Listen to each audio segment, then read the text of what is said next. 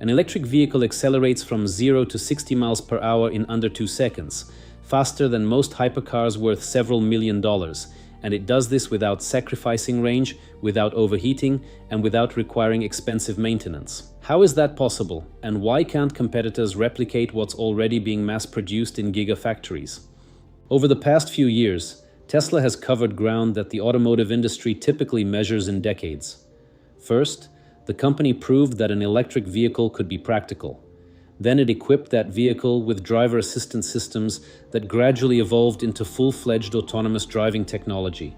Now comes the next step, and it's not just changing the specs of a car, it's changing the very logic of competition in the industry. At the center of this shift is a new generation of electric motor design, built around a carbon-coated rotor. On the surface, it looks like a simple material change. In reality, it's the solution to an engineering problem that has been holding back the entire industry. Here's the core of it. Every electric motor has a physical limit on rotational speed. The faster the rotor spins, the more power gets delivered to the wheels. But at high speeds, metal components begin to expand under extreme stress and heat. This leads to wear, reduced efficiency, and in the worst cases, mechanical failure. That's why most high-performance electric motors operate in a range of roughly up to 16,000 revolutions per minute. That threshold has long been the ceiling for the entire industry. Tesla took a different approach. Instead of working within that limitation, the company reinforced the rotor with high-strength carbon fiber. This is a material known for its combination of extreme lightness and strength that surpasses steel. It withstands high temperatures, resists deformation under pressure, and maintains structural integrity under sustained loads. The result is a motor capable of operating at speeds approaching 20,000 revolutions per minute, without overheating or mechanical failure. These aren't just numbers on paper. The gap between 16,000 and 20,000 RPM is the gap between what was the industry standard and what Tesla has implemented in mass production. And that's where the chain reaction begins. The faster the motor spins, the sharper the acceleration, and the higher the power output. That's where the sub-2 second 0 to 60 figure comes from. A benchmark that until recently was only achievable by hypercars with large displacement internal combustion engines. Bugatti, Lamborghini, Ferrari, brands that have been synonymous with extreme performance for decades, now find themselves in the same conversation as an electric vehicle that runs nearly silently and requires no fuel.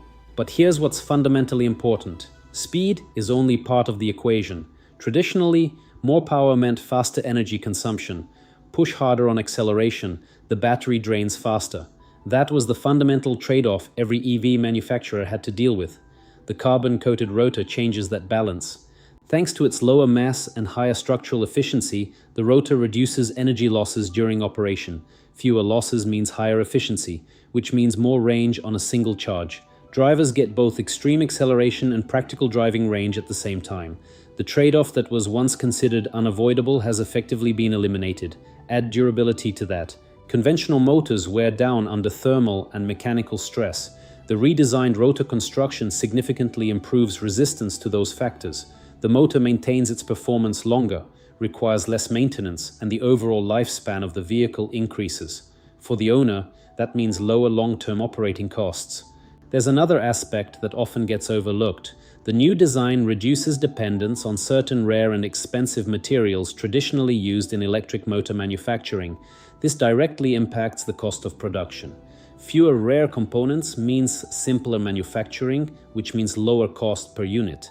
And that's where the strategic dimension of this technology opens up. Tesla built its manufacturing around electric vehicles from the very beginning. It didn't adapt old factories. It built new ones from scratch, designed for specific purposes. Gigafactories across different parts of the world operate with high levels of automation and are built for scale. The new motor fits organically into this already existing system. That means the reduction in manufacturing costs doesn't stay a theoretical advantage. It gets realized in actual production volumes. For competitors, this creates a two-sided problem. Traditional manufacturers, companies like Ford, General Motors, Toyota, and Volkswagen are transitioning to electric platforms from factories originally designed for internal combustion engines. That kind of retooling is more expensive, slower, and structurally less efficient. Their electric vehicles often end up heavier, more expensive to produce, and less optimized from an electrical architecture standpoint. Newer market players like Lucid Motors and Rivian are delivering impressive engineering, but they're running into a scale problem. Building a few thousand vehicles is fundamentally different from building hundreds of thousands. Production bottlenecks, supply chain constraints, delivery delays, all of it holds back growth and drives up costs. Without large-scale production, even competitive specs don't allow a company to go head-to-head with one that can deliver quickly, consistently, and at global volumes. BYD deserves its own conversation. In terms of total EV sales volume, the Chinese company has moved ahead, but its strategy is built around affordability and mass-market reach.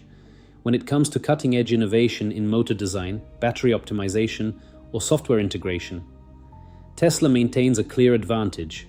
BYD reaches more buyers, but the technology gap remains. Now, here's what makes Tesla's position genuinely difficult to overcome. It's not about one breakthrough, it's about the fact that several critically important technologies are working together as a single system. First, the battery. A next-generation cell that's larger and more deeply integrated into the vehicle's structure delivers higher energy density, greater power output, and a longer lifespan. This directly addresses two historical weaknesses of electric vehicles: limited range and long charging times. Second, artificial intelligence. Every Tesla collects data from real-world driving conditions, turns, braking, unusual road situations. That data is processed and fed back into the system as improvements. More cars on the road means more data. More data means the system develops faster. It's a closed loop that reinforces itself with every mile driven. Third, over-the-air software updates.